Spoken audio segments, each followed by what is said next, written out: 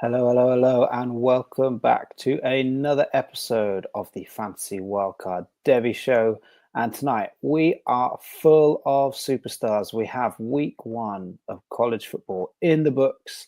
We have plenty of Devy stars and upcoming risers to talk about. And of course, we have our very own superstar in Phil. How are you doing, my man? Yeah, man, I'm really, really well. There is so much to talk about. There's a couple of things I don't want to talk about as well after last weekend. But yeah, honestly, how good is it to have football back, like in our lives? There is literally nothing better than Saturday evenings in the autumn when we're watching all these kind of future stars and these Devy players that we've got on our rosters that we're rooting for. Oh man, it's just so exciting to have it back. So much so that I'm almost willing to overlook last Saturday completely. The season starts in week 2, right?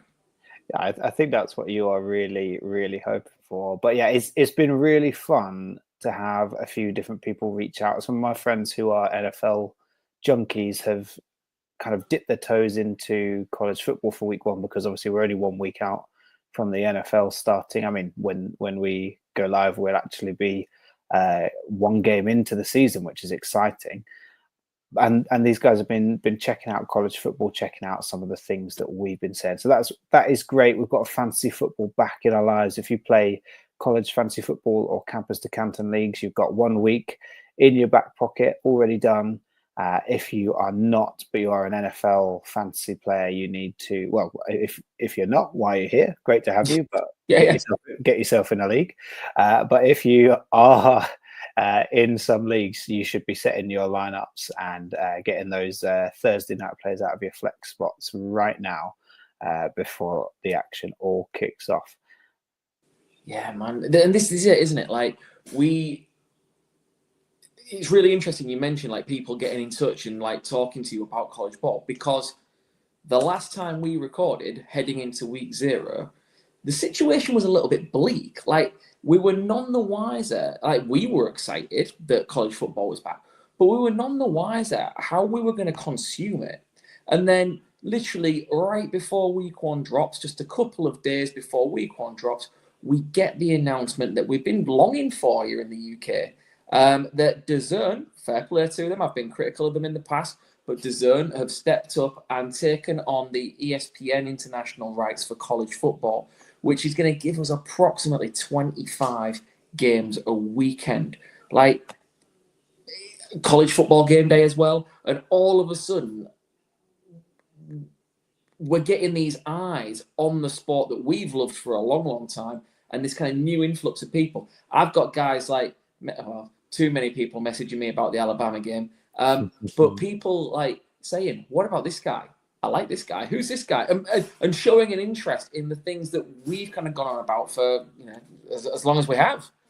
Yeah, and it's great because the Zone have also made it available for free, at least for now. They haven't said how long that will be for, but you don't need a subscription. You just need to make an account. So if you've got an email address, you can watch college football live for free in a legal way in the UK.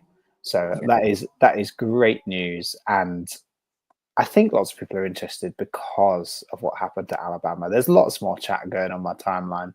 There's a lot of people texting me saying Alabama have lost to who? A team that went how bad last season? Yeah. So Phil, you've certainly got enough grief from me during the week, and I'm sure from all other corners of the college world. So we'll spare you any more, and we won't talk about tackling technique too much in this episode. Yeah, absolutely. Absolutely. What we are going to talk about, though, is we are going to overreact. I don't know, or rather, we are going to react to social media's overreactions from this past weekend. Because I don't know if it was just me, but every time I opened X, it seemed like either like the world was falling or we'd witnessed the second coming of our Lord and Savior. Like there was very little like in between. So what we've picked up on for the show this evening is we are going to react to some of the overreactions we saw from the weekend. We're going to talk about the players as a kind of general stock up, stock down, and go through the different positions, but then talk about basically, are we buying or selling this overreaction? Do we think there's something to it? Do we think it's way too early to be having those conversations? Are there sneaky buy and sell opportunities for some of these guys now on the back of that? And yeah, we're just going to try and counteract and counterbalance some of the overreactions you might have seen on social media this weekend. All right. We're also going to add to some of the hype as well, I'm sure, when we go through our stock ups, which seems like a great place to start. Okay. So we are going to start with talking about QBs. There were some big time QB performances this weekend.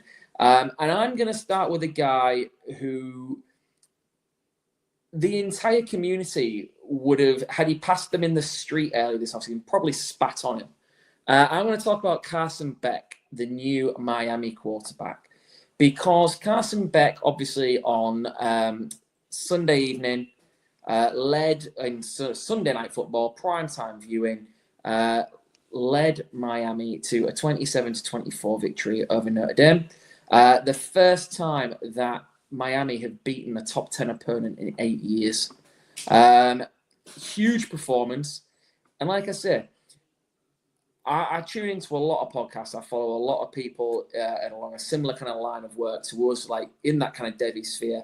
And the people were out on Carson Beck. And I cannot wait to see some of them come creeping back and maybe have to admit that they were wrong. Carson Beck obviously moved from Georgia in the summer. He was basically kicked out of Georgia, for lack of a better term. Yes, he was allowed to transfer, but you don't just let your starting QB transfer unless you are happy for them to do so.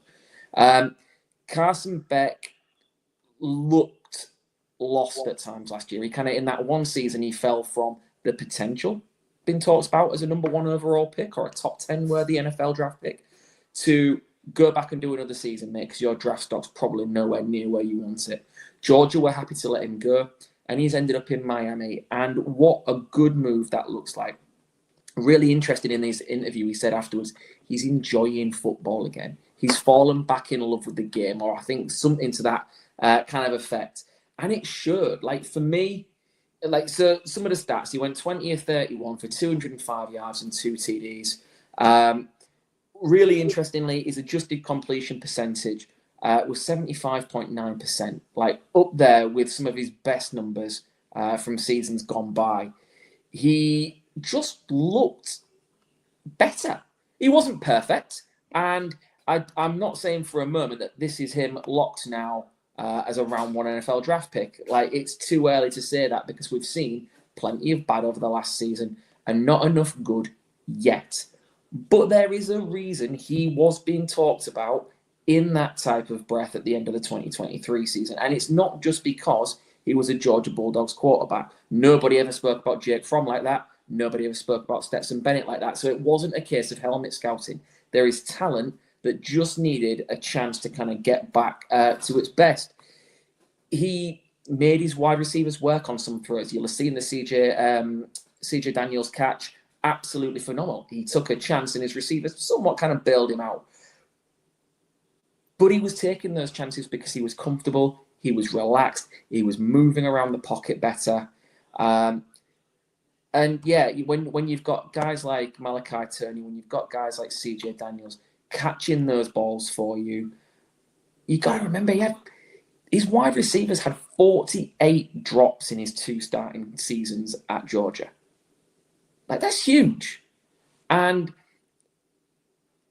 yeah, look, he's got a long way to go to salvage his stock completely, but what a great first step.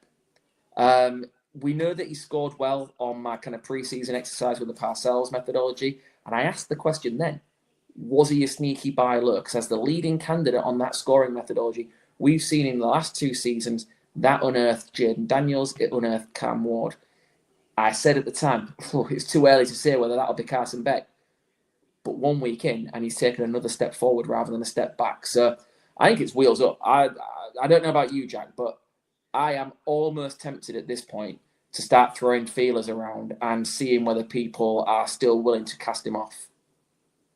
Yeah, interesting. I think from a football terms, this was a great week for Carson Beck to take a Miami team across the line against another top 10 matchup. You know, last year's national championship runner-up Notre Dame, and when you play Notre Dame, you know that defense is going to play man coverage, and so to take advantage of man coverage, you really have to read the field well. You have to be aware of who is being matched up with who, and Carson Beck has the experience to send his guys in motion to figure out who's on who, what's the key matchup, but also you have to be patient enough to allow your receiver to come open against man coverage. And let's be honest, pretty damn elite man coverage, because Notre Dame are going to be one of the best defenses in the country, especially in that secondary. So I was really impressed with his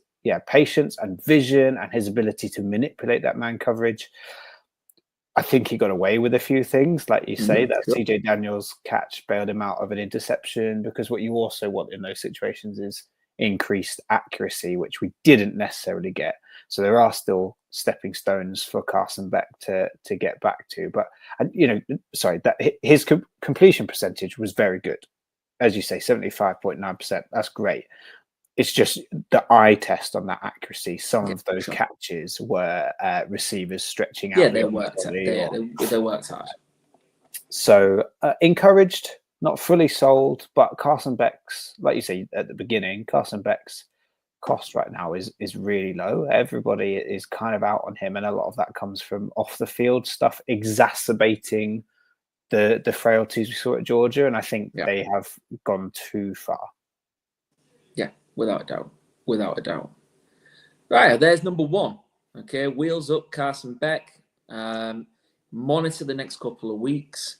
I think they play South Florida this coming weekend, which will be an opportunity for him to pad some stats, you'd like to think. So yeah, let's see how he looks, and let's kind of. It'd be really interesting to come back to this conversation about Carson Beck in week 4 or 5 and see where he is then.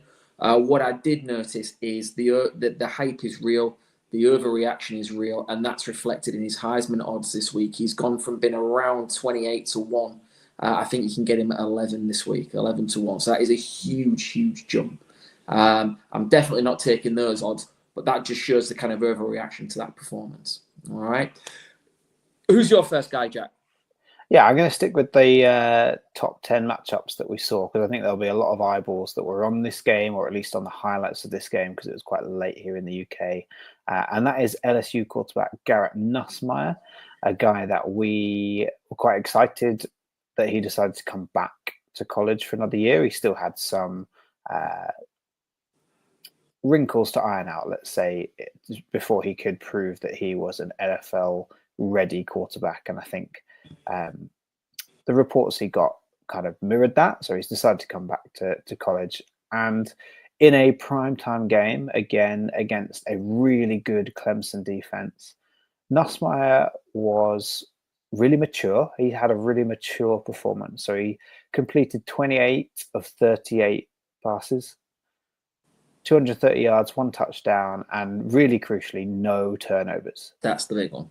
And also no disastrous sacks. So that's not a stat you're going to see. There'll be some kind of adjusted stat for that. But he didn't turn the ball over, and he didn't put his team in kind of YOLO territory where he'd have to make up for the 15 yards he'd lost. So I was really impressed with how accurate he was, how calm he was. Again, like I said with Carson Beck, there was a performance here where Nussmeier read the defensive looks well pre-snap, altered the calls accordingly. You could see he has real command of this offense.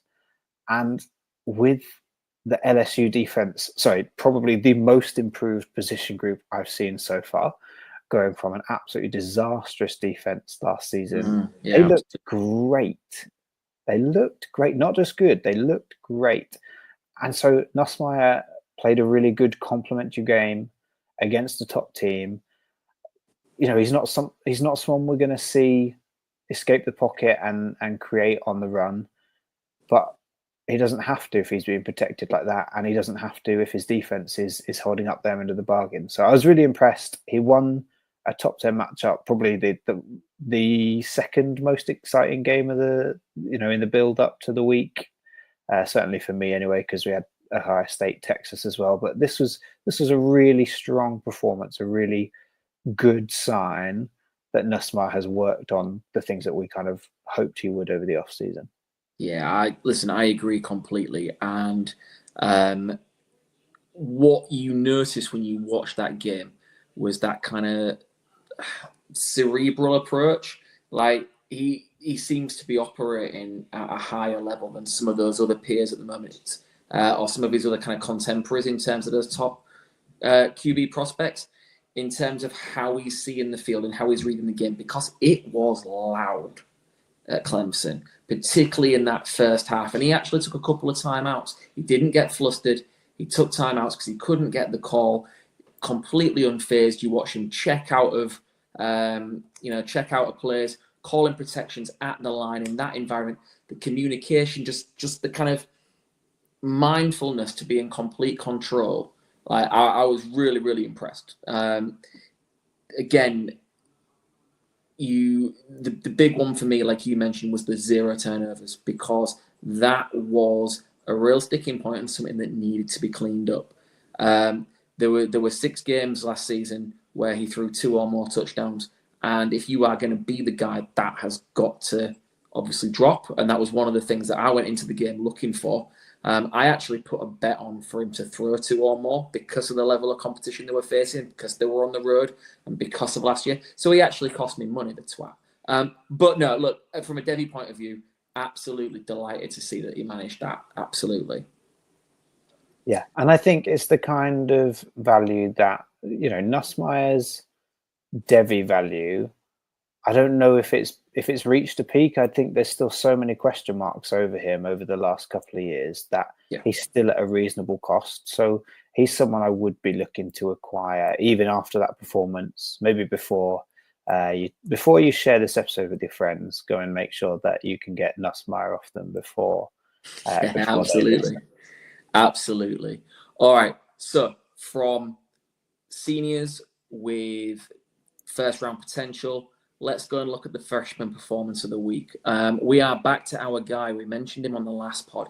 I want to talk about Jaron Kiawe Sagapolatelli. Now, I have been practicing that ever since his lights out performance on Saturday, because he was excellent. So this is the guy, just to recap, starting QB at Cal. We spoke about him on the last show because of the noise he made in the off season when he very uncharacteristically enrolled at Oregon, and within less than a fortnight of kind of training camp, of kind of winter practices, he transferred back out and took the gig at Cal because he declared quite publicly, I want to be a starter. He backed himself.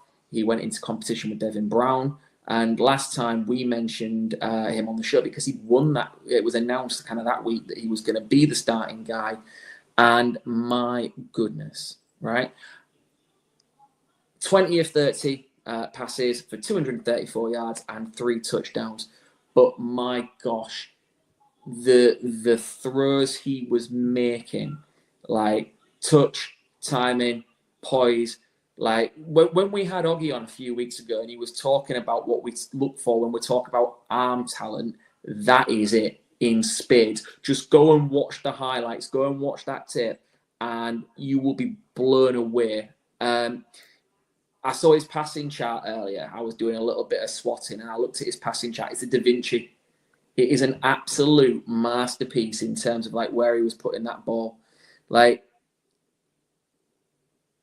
it was surgical. Like you go back and you watch the tape and he's hitting guys in places only the receivers can get it. He's making throws that, well, look, I don't think it's any coincidence that at the end of week 1 of college football, he is number 1 in the country in big time throw percentage at 16.7%. Like he just attacked all levels of the field with complete comfort. I did a couple of rushes for another 30 yards, so he's got those wheels when he needs them. But he's going to look to pass first. I've written here that the lazy comp will be Tua because he is an Islander and he's a lefty. But he actually reminds me more with the way he passed the other night of another lefty that's recently left college football, and that was Michael Penix. Just the arm talent, the ability to make the throws. Look, I think I've jumped on the bandwagon like everybody. I was aware of him anyway, obviously, but now he has firmly put himself on the map. And what I think is really interesting is a lot of my Devy drafts this summer were 5-round supplemental drafts. He didn't get taken. He was a 5-star, yet he was just enough off the radar that I think he'll be available in your supplemental drafts next year. And, we normally see a breakout guy go top 2 or 3 picks in supplemental drafts. If this weekend was anything to go by and he can replicate that through the season, he's going to be an early supplemental draft pick going forward, because people are already anointing him as a potential top 3 NFL draft pick in 2028, which is absolutely wild, but that's the lasting impression he's made on people. Yeah, that tells you a little bit more about how starved we've been for some football action than maybe exactly how accurate some analysts are. But I think, it's a great performance. I haven't caught up the highlights. So this Jaron is your guy, your mate Jaron, and I need to catch up on his tape from this week. It'll be really interesting to see how he gets on as the schedule gets a little bit more challenging. To be honest, I didn't necessarily think Cal would win this weekend. They aren't a great team, so we'll see. The overreaction, though, that I have seen is after 1 week, he is already being touted as a high-profile transfer option for big schools next year, which is maybe a little bit disrespectful to Cal, although I have just dissed them as a not-so-great program, so I know, hypocrite over here. It'll be really interesting to see how that buzz hypes up with a lot of schools who have senior quarterbacks who will be going to the NFL and maybe don't have somebody lined up. You look at LSU and how they have lost top recruits at the last minute. Bryce Underwood, anybody? Yeah. It'll be really interesting. I don't want to add to that hype, but it is an interesting twist in his value because, like you say, if he's available in supplemental drafts next year, a transfer to a more high-profile college school is only going to boost his value even more. So if you did take a gamble on him, all the rumors are trending in the right direction for his value to spike. Absolutely. And shout out to another freshman who almost made my cut for my second choice there in Maryland freshman quarterback, Malik Washington, who again was outstanding. And shout out to me for picking the pair of them up in the 7th and 9th rounds, respectively, of a 10-round Devy draft this offseason. Okay. Well done, Phil. You practice what you preach. That's it. Can't be accused of being a hypocrite. That's it. Okay, last quarterback on the stock up. You wanted to mention week 0 hero, Rocco Becht. Yeah, I thought I'd ride the train of our last show and pick Rocco Becht, someone who's not really been on Devy radars in a particularly big way. But, two passing touchdowns, 1 rushing touchdown in Dublin against Kansas State, and then a school record breaking efficient. That was too many quick words in a short space of time. A record-breaking performance for Iowa State. He completed his first 14 passes in a row against South Dakota, ended with a stat line of 19 completed passes from 20 attempts. So he just one off target, 278 yards, 3 touchdowns, 0 turnovers. We mentioned Rocco Becht as a pocket passer. This was basically the perfect performance from a pocket passing quarterback. He dissected the defense and he was super accurate. Not the highest level of competition, but it deserved a mention. Rocco Becht had a great day to build on what he did in Dublin. No, I agree. Look, there's always going to be under that elite crop of first round talents. There's always that guy who is going to be a spot starter at the moment, which is kind of how I see him projecting, and a similar kind of draft situation to say a Will Howard this year, right? Why can't Rocco Becht be that guy? Why can't Rocco Becht go and be a very, very good football player in and around the league for a long time? without necessarily being a superstar starter, because I don't think he projects to that at the moment, right? But there is still value in having those guys. And yeah, I think Rocco Becht is playing as well as anybody at the moment at that position in college football. So fair play to him. Yeah. It can't all be lovely though, can it? It's time to talk stock downs, okay? Because there were some QBs who perhaps needed big weekends in opening weekend and didn't deliver. Now, the first one I'm going to talk about is a guy who it seems like the entire community at the moment is collectively kicking. But this guy at the moment, look, he deserves it. He deserves that kicking from a Devy perspective. We're going to talk Nico Eameliava, okay? And what Nico needed after an off-season of making all the headlines for the wrong reasons was he needed one of two things, right? He needed a win in his first game at UCLA, or he needed to put on tape something that shows he has grown, he has developed, and that he has made the right choice and showed progression for Devy Earnest to have trust in his development. And unfortunately, he did neither. Okay, they got blown out 43-10. And then secondly, he went 11 of 22 for 136 yards with 1 touchdown and 1 interception.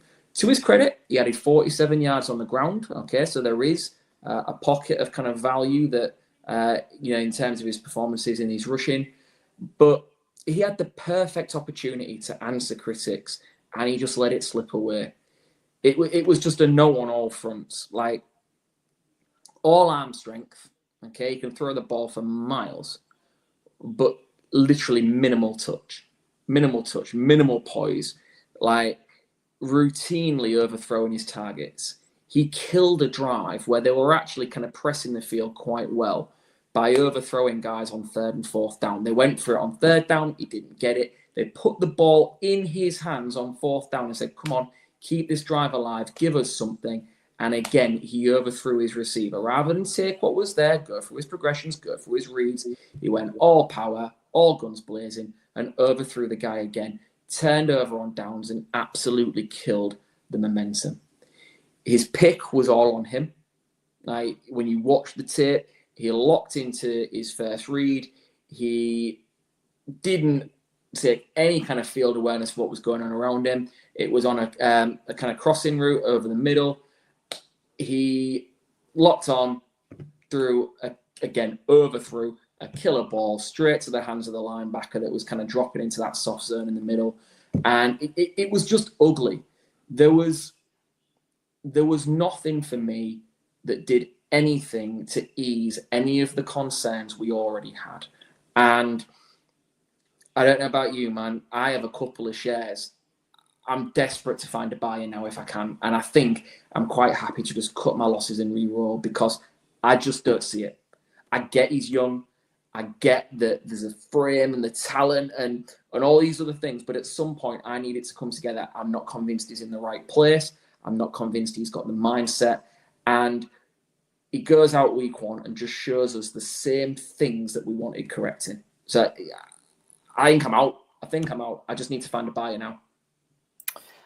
Yeah, I was going to say, you're giving him too much credit for those 47 yards on the ground, because for him to have any impact on your fantasy roster, rushing-wise, he's got to be able to be on the field throwing the ball. And at this stage, I just don't see it. It's such a disappointment because the raw talent and the raw skills are there, but he's not putting it together on the field. And we don't know the guy. We don't know what his work ethic is. We can't.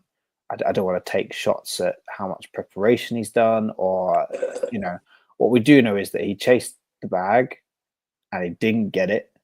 And it has been to the detriment of everybody involved. I don't think Tennessee would have chosen this. I don't think UCLA. I don't know. Have you seen Joey Aguilar this weekend? Well, yeah, maybe.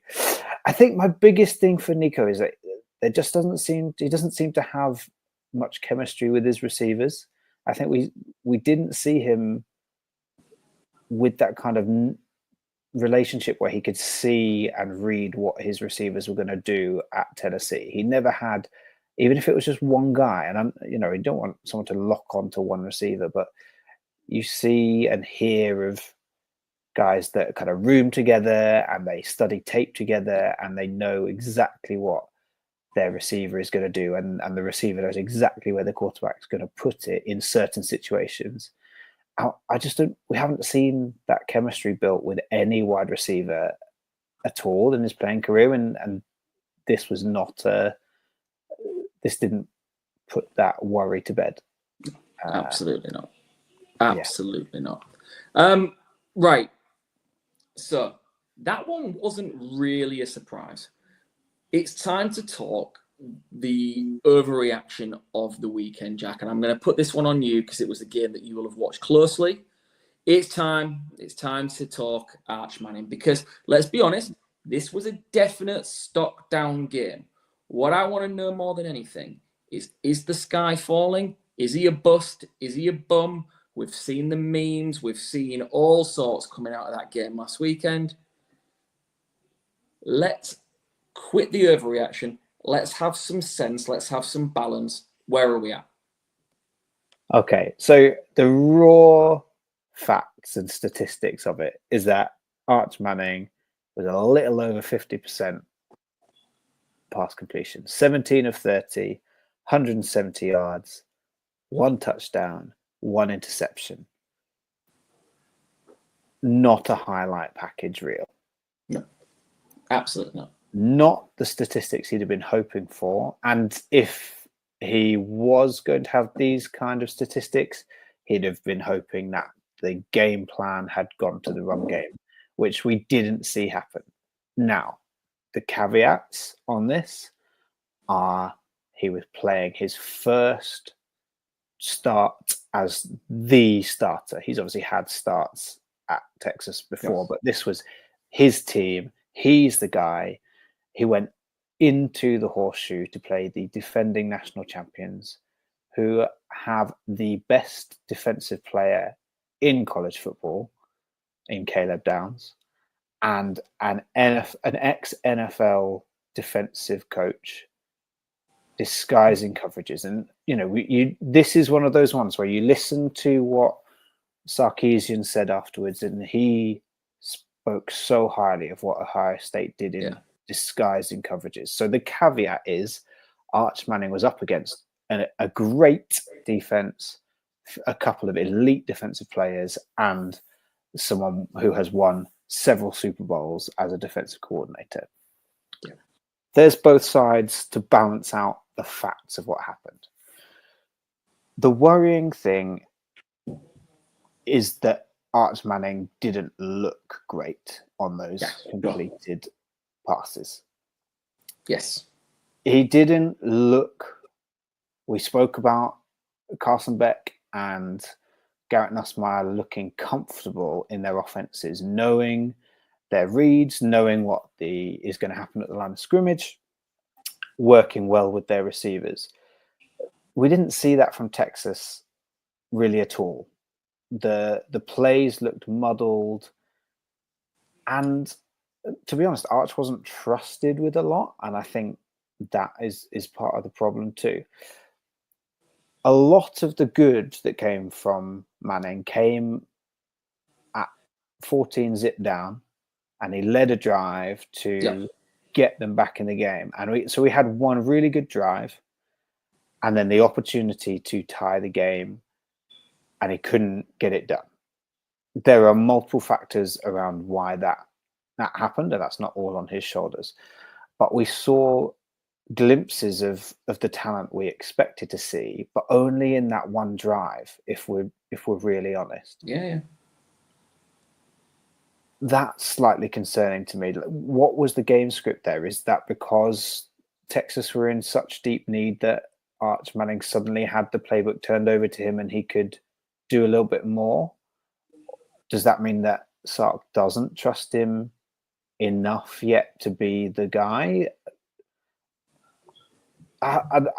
One of the concerns here, Arch Manning is draft eligible this year. So he's not a freshman. This is someone who, yes, he hasn't started a load of games, but he has had some playing time. I think we would be expecting a little bit more. It is week one.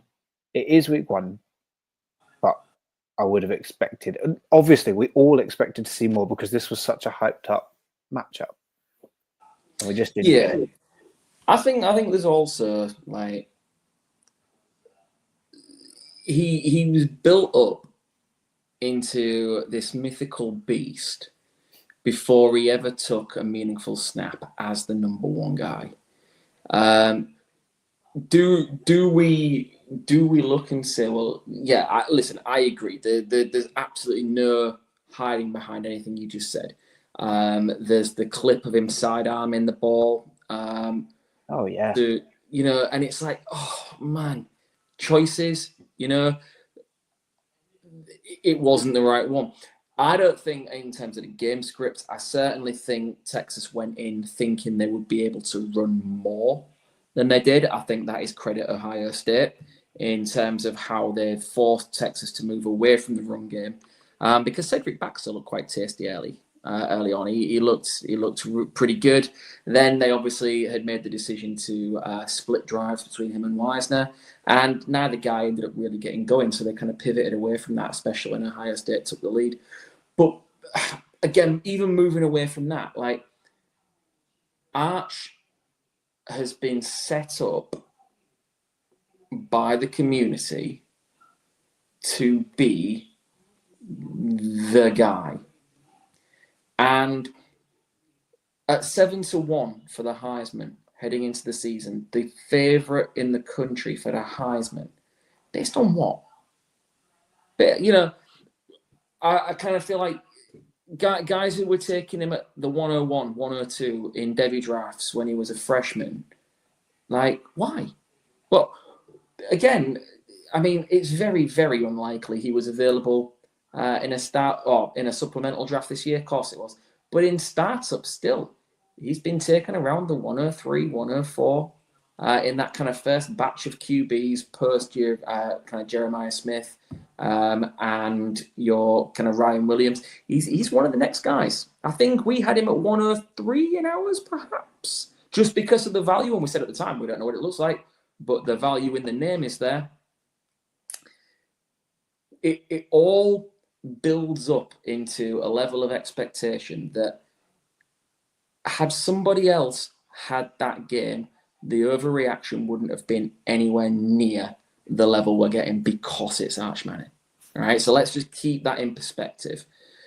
What it has done is it means there are now eyes on him for all the wrong reasons, and the noises are going to get loud quick if we don't see an improvement. In terms of Devy, I am absolutely not worried. Absolutely not worried.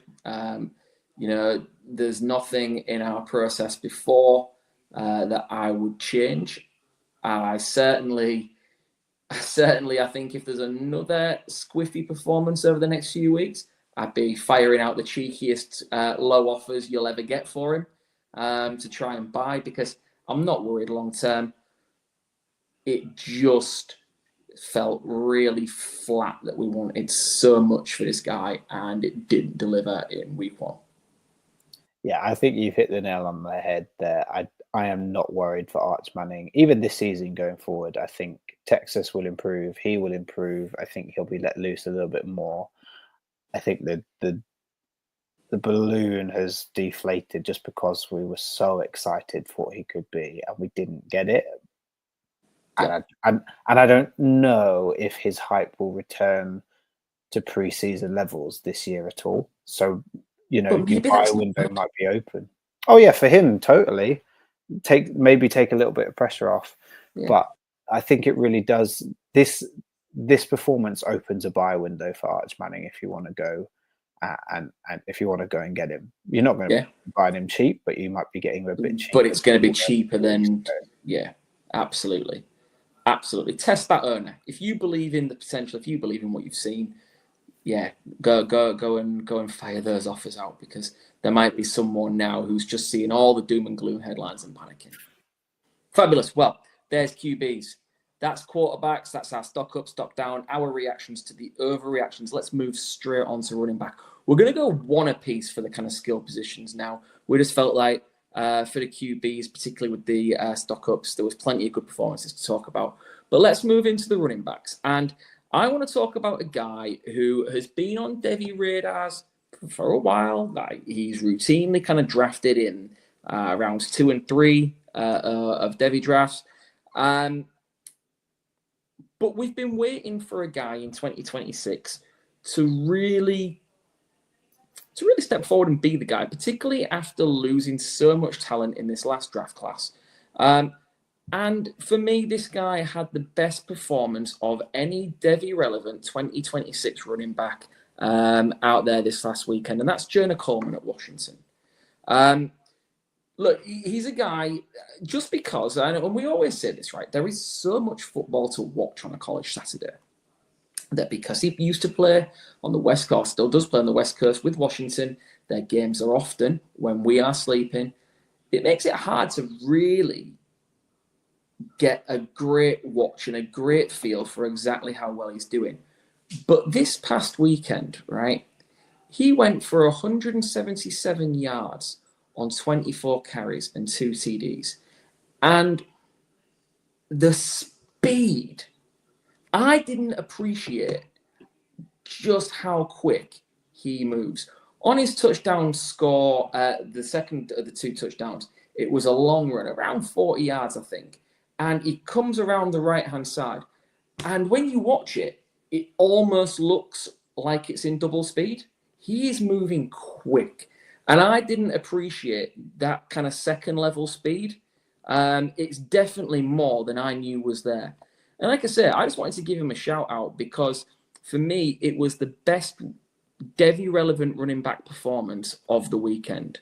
Not just by the numbers, but by the kind of speed that he showed. And I suppose I want to pose you the question.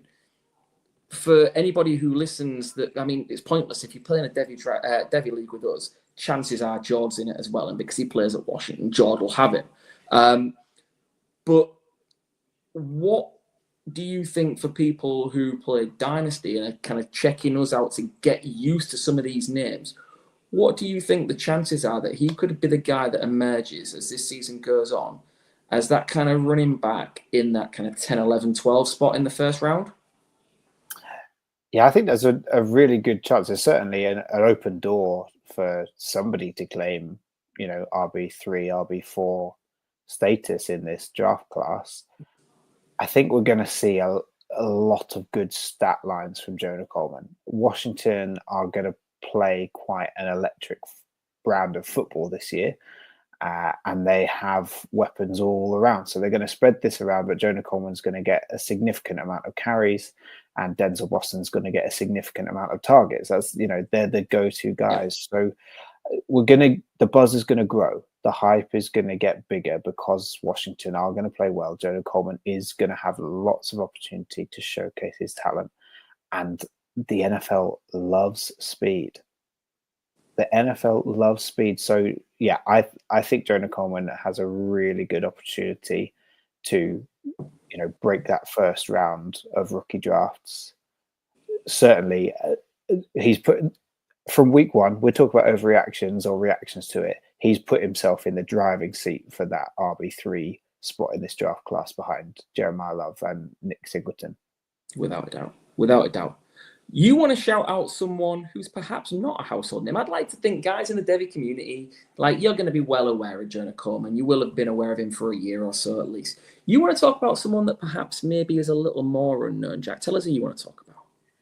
Yeah, I want to talk about a guy called Kyson Brown at Arizona State. Now, the hype for this guy actually comes from the hype from the previous guy, which is Cam Scatterbo, whose hype went out of control during the combine and the pre-draft process. I think we were here telling you to calm it down and hit the brakes a little bit, but the guy had an incredible playoffs, and he's really highlighted Arizona State's running back room as a potential place for Devy, maybe not stars, but Devy potential to come from. And I really wanted to see what this running back room looked like after Cam Scatterbo, because he completely dominated it last season. Are we going to get that again this season, or are we going to have... There's a few guys in that room that are really interesting. Now, Kyson Brown is a junior, so he's been there a little while, so he's technically draft eligible this year. I can't imagine that he would declare for the draft unless he absolutely breaks out. And so week 1 was a split backfield. He only had 7 rushes. I mean, he got 73 yards off those 7 rushes, so that's pretty good return. But the main thing for me, we look at PPR running backs. This guy had 6 targets and 6 catches. Ooh, nice. Which is excellent. 72 yards receiving, no touchdown, either rushing or receiving. If you as a running back are getting 6 targets a game, you are going to improve on that stat. You are going to get a touchdown. You are going to start racking them. So if this continues, he'll start to dominate that backfield. You know, if he catches every pass that comes his way, excellent news. If he can go for 10 yards a carry, excellent news. He can start to take over. Now, there's a long way to go. It's an exciting start. But I looked at, you know, his size. He's 6'1", 205 pounds. So he's a bigger back. His pass protection is excellent. Okay, which is not something we say often at all. In fact, I don't know if we've ever said that about a college running back outside of maybe Trevion Henderson. His pass protection was excellent last week, and he looked really good. He was very clever with his running. He has a really good change of pace. He can stop and go in a way that 6'1", 205 pound men probably shouldn't be able to. So, yeah, this is a guy, like you say, probably not on many people's rosters right now, but certainly a name and a position at a school that have become more interesting. So, yeah, I like Kyson Brown, especially in campus to Canton leagues where those 6 targets and 6 catches are going to earn you points on a Saturday. Absolutely. That is a really, really good shout out for guys that play in deeper leagues. And like you say, CCC leagues, keep an eye on Kyson Brown. Now, again, it can't all be unicorns and rainbows for every stock up. There's got to be a stock down. And we're going to throw a couple of big names out there. The first one is a bigger time overreaction based on what we saw last week. Actually, no, I tell a lie. There is no huge overreaction yet. But I think the potential for an overreaction on this guy is high. All right. And and the reason it's going to be high is because I want to talk about Jeremiah Love, people's prospective RB1 of the 2026 class. And look, it was a huge game. It was a top 10 tie last Sunday against Miami. Both teams are really, really showcase teams and good opposition. And that are the games. That's terrible English. Those are the games when you really want your big time guys to show up. And I don't know what happened. I don't know whether it was the game scripts. I don't know whether it was injury. He certainly didn't pop up on the injury report. But we know he's had lingering injury concerns throughout the summer. And that his workload has been monitored carefully. But in such a big game, Jeremiah Love only got 10 carries. 10 carries for 33 yards. And for me, that's just confusing and slightly concerning because Jeremiah Smith, with his talent, and in the year that we are expecting him to have in those biggest games, you want to lean on your bell cow guys. And let's be honest, he is. I'm not being disrespectful to the other parts of their offense. We know we like Malachi Fields, who's there now. We know that we like Jaden Greathouse. But he is the catalyst that makes that offense go. And that offense is at its best. It is running through Jeremiah Love. So the fact that in such a big game, he only got 10 carries. And even then, look, Miami's defensive line was good. Ruben Bain was really, really good as well. I thought he did a great job, not just against the pass, but against the run as well. But 10 carries for 33 yards. I don't know. I suppose I'm just posing the question right now. Given that you in particular, Jack, have tried to rein me in and say, whoa, just chill out, because there are some issues about soft tissue injuries and durability concerns. suppose I'm just asking the question: should we be worried based on what we saw in week one, the lack of usage, the lack of carries in one of those kind of big showpiece games, about his potential to be that bell cow going forward? I think Jeremiah Love, first and foremost, is going to be quite disappointed with that stat line, whether that was a game plan or not. Only making just over 3 yards a carry, he's going to be really disappointed. My main flashing warning light is that this is so different to this time last year, where Jeremiah Love was, like you say, a bell cow back for Notre Dame. And so it's not like this is a game script that we've seen before where he'll have limited touches, but he'll explode on them. This was, really weird, really strange to not see him carry the ball more. Now, Notre Dame's offensive line has had significant turnover. So whether there are concerns about their durability or their ability to hold up in the run game might be a factor. I'm not sure.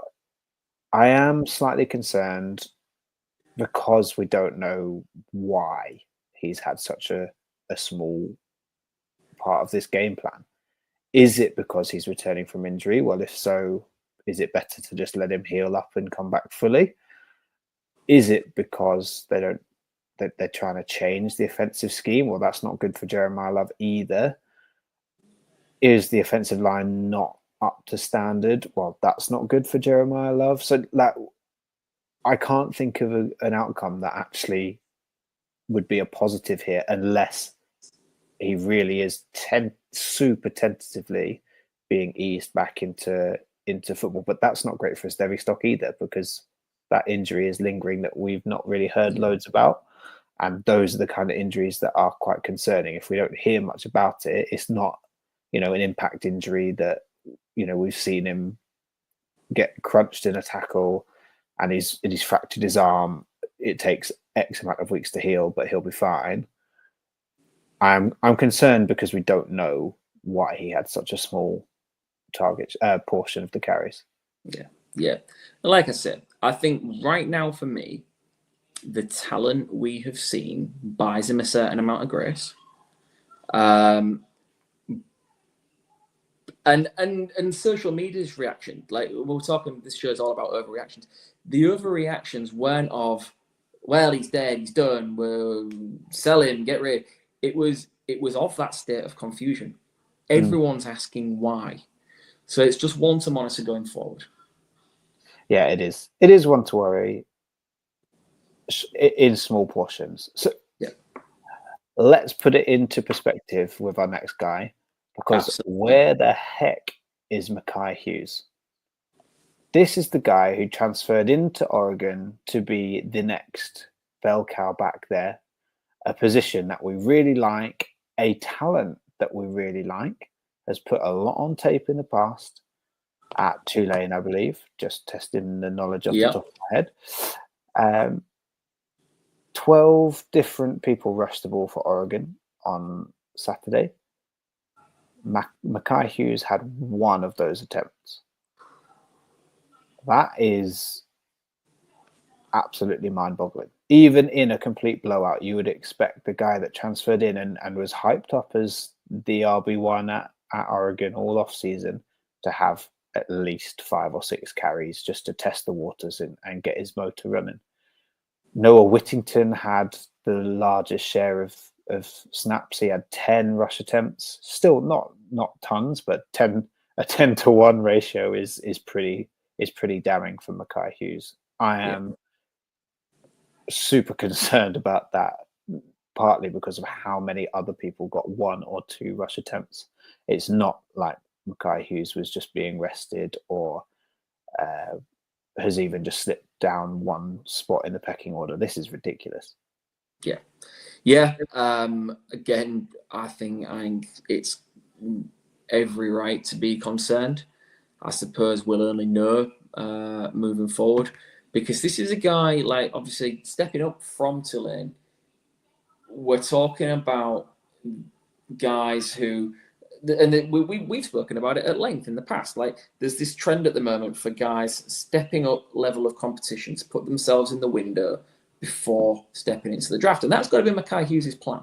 That has absolutely got to be the plan behind moving to Oregon. And if he isn't going to get the touches, the knock-on effect to that is it impacts his draft stock, which impacts his availability for your dynasty roster when you transition him across. And yeah, it just about as bad as a week one could go. And again, there doesn't seem to be much indication at the moment as to why. So there's quite a bit of speculation. But yeah, you need it to change pretty quick, don't you? Yeah, and we won't find out anything from Dan Manning. He won't tell us. So we've just got to wait and see what happens in week 2, week 3, week 4. But yeah, I'm quite concerned because the floor for Mackay Hughes is super duper low. That's it. Yeah. We need to pick ourselves back up, don't we? Should we talk about wide receivers that made us happy this weekend? Yes, we should. Because you have taken the guy, and I am super upset that you claimed this guy first to talk about. So earlier on in the show, I mentioned Carson Beck and Carson Beck's bounce back. Now, every Batman needs a Robin. And, you know, Malachi Turney, true freshman at Miami, has pulled up trees and made a name for himself all summer long. And in his debut game last weekend against Notre Dame, primetime television, he had 6 catches on 10 targets, 5 first downs, forced 3 missed tackles, 82 yards receiving, 13.7 yards per catch, 40 yards after the catch, and a TD. Now, he graded as Miami's top offensive player, according to PFF, and he just is the real deal. And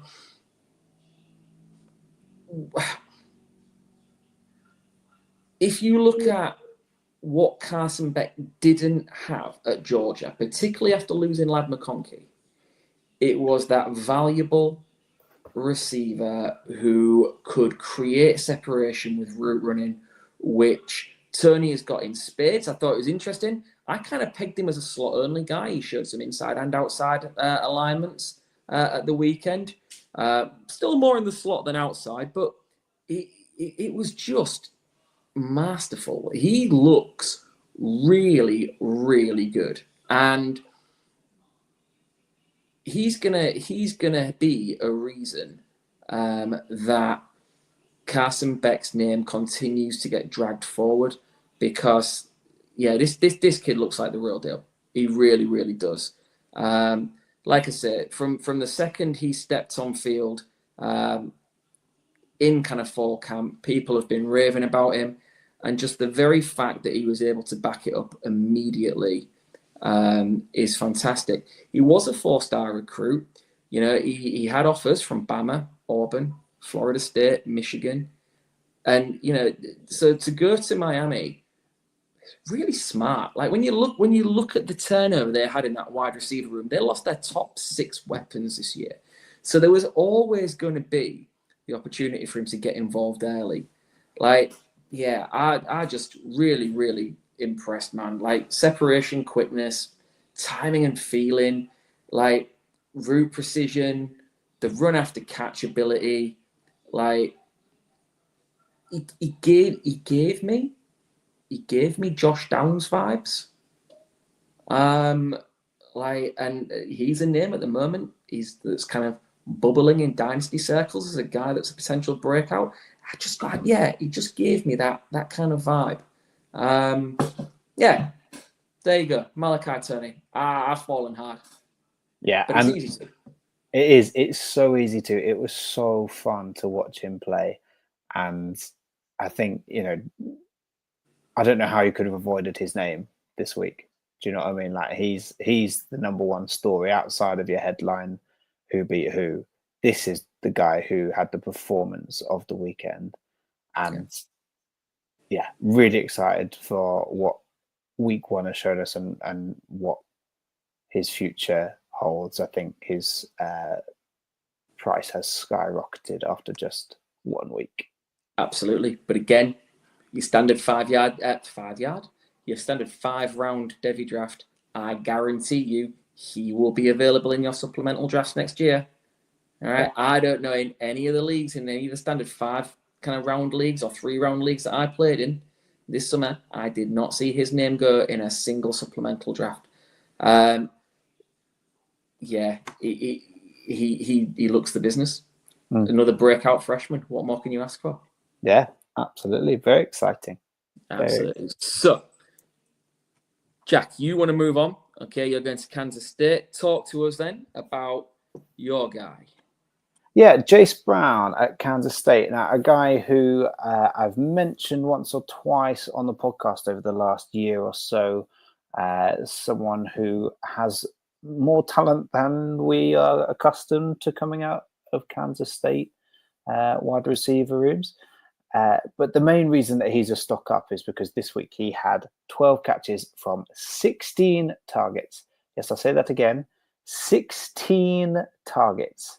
This is a Kansas State offense that does not traditionally throw the ball that much in a game, let alone to one wide receiver. So Brown has made himself Avery Johnson's favorite target early doors. He's had a touchdown in both of the games so far. Kansas State looked like throwing it a bit more than expected. This is a guy who, I own him everywhere because nobody else really has been interested in him at all. And I'm delighted that he's starting to have a bit of a breakout season. Jace Brown, take a look in what is probably going to be a bit of a struggling Kansas State offense if the first couple of weeks have shown us. Absolutely. Absolutely. We're going to shuffle on and we're going to talk stock down. And this stock down is really interesting because depending on where you looked for your overreactions this weekend, I've seen stock up calls for him and stock downs. I want to talk about South Carolina wide receiver Nick Harbour. Okay. Now, Nick Harbour is a name that we've known about for a while. 5-star recruit, 6'5", 240 pounds, runs a 10.2 100 meters and a 20.1 200 meters. He is track legit. And he was late to football. He was late to the wide receiver position. They didn't know he was going to be a wide receiver until he declared. Like he was recruited as an athlete. So what did that mean? Well, it meant he got to South Carolina and has been blooded and brought along slowly. And that's not a bad thing. Okay. They've done a lot to kind of aid his development. And this summer was the first summer where he didn't run track. He said, no, do you know what? Football is my focus. All right. I am going to be a football player. And he spent his summer, if the reports are to be believed, studying, working hard, refining his craft. And we're expecting this huge season from Lenoris Sellers. Nick Harbour now is the guy in that wide receiver room. It's year 3 for him. He's finally been thrust into the kind of limelight as their prospective wide receiver 1, which kind of baffles me because he still hasn't played a great deal. So to all of a sudden, if you've got these such high hopes for Lenoris Sellers, okay, and you've got a defense led by Dylan Stewart, one of the best, most outstanding edge rushers in the SEC last year as a true freshman, why didn't you go in the portal and find some receivers to help Nick Harbour? Because Nick Harbour was thrust into the limelight and we saw the best and the worst of him in week 1. We saw a bad drop in the opening drive on social media. It would have convinced us he was the next Quentin Johnston. He's a bum, he can't catch. Like, the reaction was insane. Like, just how much everyone all of a sudden after that one drive was, boom, we are out on Nick Harbour. I saw one tweet that said he's going to get a GM fired.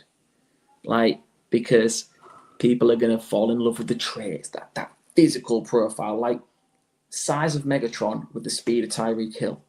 Like, just picture that for a moment.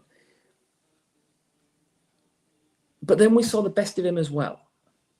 We saw the best of him as well on a 64-yard touchdown pass where he connected with Lenoris Sellers. And that was him all over. Like, it wasn't the best throw.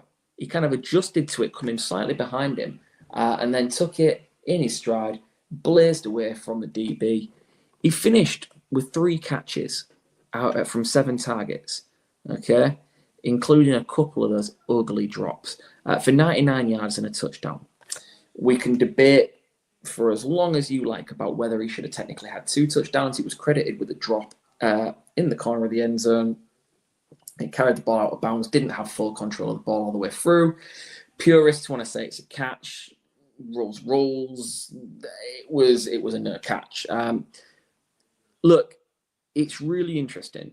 I've put him here in the stock down part because the overreaction after that first drive with the dropped pass was just insane. How much people were jumping on saying he was a bust and he's never going to do it. What I would say right now is he's definitely a stock down, because if you're hoping on him in this 2026 class, right now he is still lacking that polish and refinement that would lead me to believe that if he was drafted this year, he would be ready. 2027, look, give him time to come on, I think is what I'm saying here. Right now, he's not going to be ready for 2026 based on what we saw this opening week. That's not to say that he can't grow and develop. He's young, he's inexperienced. He's got all the traits that you can't teach. Okay? The size, the speed, the physical makeup. So let's focus on coaching him in the areas that he can develop. Which is why I kind of, again, go back to this idea. I think it's really, really weird they didn't go and try and get any senior guys or transfer guys in the portal that can support him and take some of that weight off. Show him the ropes. Show him the ropes and have him continue to develop without the pressure of having to be that guy. The comp I'm seeing loads at the moment is DK Metcalf, and I understand it completely in terms of the size profile, the speed profile. DK Metcalf developed reliable hands. I'm not quite sure that Nick Harbert is there just yet. But, like I said, just keep an eye on it moving forward. Why can't he develop? But yeah, definitely a stock down at the moment. Right. Last thing before we get out of here. We've got week 2 coming up, okay? We just want to profile a couple of the biggest games in week 2, what you can look out for from a Devy perspective, and then we'll get out of here. The big game of the weekend this week is Ohio State and Michigan at Oklahoma and Michigan in Norman, Oklahoma. Oklahoma and John Mattia looked fantastic last week. Michigan and their duo of Bryce Underwood and Justice Haynes, again, looked very, very impressive as well. Okay, all eyes will be on that Michigan duo. 5-star, number 1 overall recruit, Bryce Underwood, looked really good in his opening debut. But he was helped, we said all off-season, he will be helped by Justice Haynes. Justice Haynes went across from Alabama, former 5-star recruit, got a little bit sick of waiting for his time to shine. And moving to Michigan was really smart because Michigan aren't going to put the ball completely in Bryce Underwood's hands. They're going to have him spelled by a talented running back like Justice Haynes. Bryce Underwood did great last weekend. 251 yards, 21 completions on 31 attempts, and a touchdown. Now he goes to Oklahoma, and their defense is no joke. I was really, really impressed. It's a stacked defense with SEC-level speed. Okay, so I think this is going to be a big test on Justice Haynes, who, again, was unbelievable last weekend. He reminded us just what he's about. He got 159 yards on 16 carries with 3 TDs. Like, if he can follow it up, if he can be that relief option to Bryce Underwood, and if he can put up numbers against this Oklahoma defense, that will be absolutely huge. It's also a huge test for John Mattia on the other side of the ball. John Mattia, after he put the FCS on notice at Washington State last year, he's opener last weekend against Illinois State was really impressive. He just seamlessly kind of stepped up into this team at Oklahoma. It's probably something to do with the fact that his OC's gone with him, so it's a system he's completely comfortable in. And my God, he looked it. He was really, really good. He was a revelation last year in CFF and C2C leagues, and now he is firmly on Devy radars as a very legit prospect for the NFL.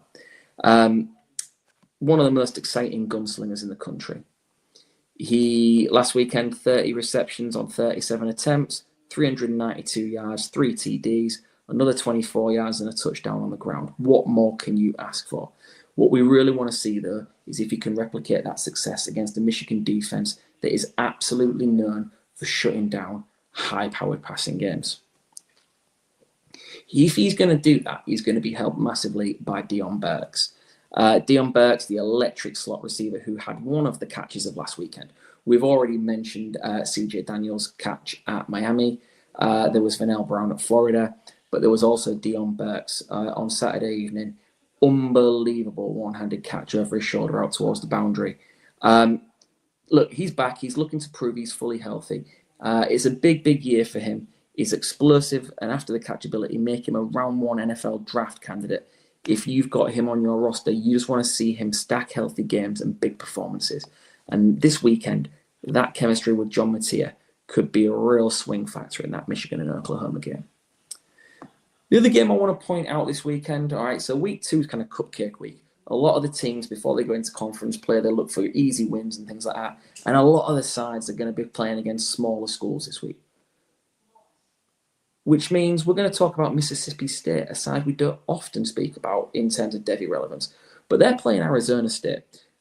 Jack's already mentioned Kyson Brown, running back at Arizona State. But I just want to focus on, it's a great opportunity to see that tandem of Sam Levitt, quarterback at Arizona State, with Jordan Tyson, wide receiver 1 elect in terms of this next draft class. He did exactly what he was supposed to do last weekend against lesser opposition in Northern Arizona, and as did Sam Levitt. So now this is just the opportunity to watch these guys grow and develop together. We've already said all off season long, they are going to help each other's draft stock. They're going to drive each other forward. And the opportunity to play week 2 against an SEC defense is, yeah, it's exciting. It's gonna be a test of just where those guys are right now. All right, traditionally in the early weeks of the season, defenses are ahead of offenses in terms of install and implementation. So it is going to be really, really interesting to see just how Sam Levitt and Jordan Tyson play. They've got the potential to be the best returning Joe in the entire country. Like last weekend, Sam Levitt went 25 of 39, 257 yards and 2 passing touchdowns. He also clocked another 73 yards on 7 carries, so that's over 10 yards per pop, and another pair of TDs on the ground. While Jordan Tyson, yes, it was only Northern Arizona, but you are looking for your big-time players.